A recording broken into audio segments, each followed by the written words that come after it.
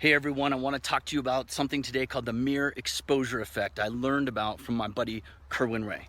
He's not really my buddy, but I watch all his videos, so I kind of feel like he's my buddy.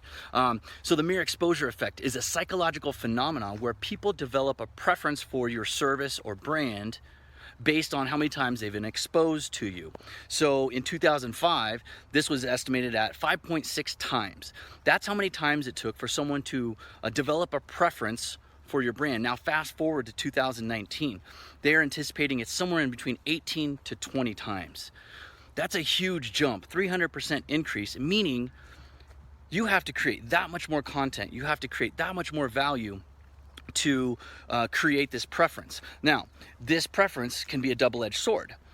It can create a positive preference or it can create a negative preference. And so, we've all been followed around online by advertisements. We get retargeted and we're just frustrated with it. We're annoyed, we're triggered by it, and it just keeps following us around. And at best, we ignore this brand. At worst, we get pissed and we get really irritated, and maybe we complain about the ad, we complain about the content, we unfollow, all those other things. So that's what happens when you are promoting promotional based content. And what is promotional based content? Promotional based content is, hey, our community is great. Check out all our awards.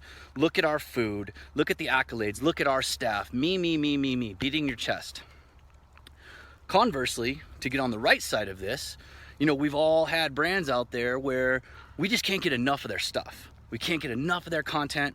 We can't get enough of their blog posts, their videos, all of their stuff. And what are they doing? Well, they're promoting utility-based content. And utility-based content is useful, relevant information that they can take, and it can be utilitarian. They can use it for something. So what would that mean for your senior living community?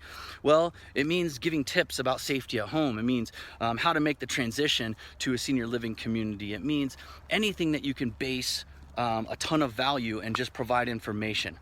This positions you as a trusted source, and it helps build that credibility as you work towards that 18 to 20 times, which is a ton of content. Now, listen, if you are going to spend the time or energy, the manpower, the money into producing content, and you should be, then you might as well do it in a way where people are going to, you're going to end up on the right side of this mere exposure effect, right? You want to end up on the positive side of the sword, not the negative side of the sword. So how do you do this, right?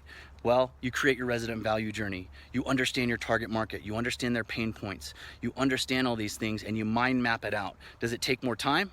Yeah, it does. Does it take more energy? Yep. But the dividends pay out huge when you're thinking big picture and long term. Okay?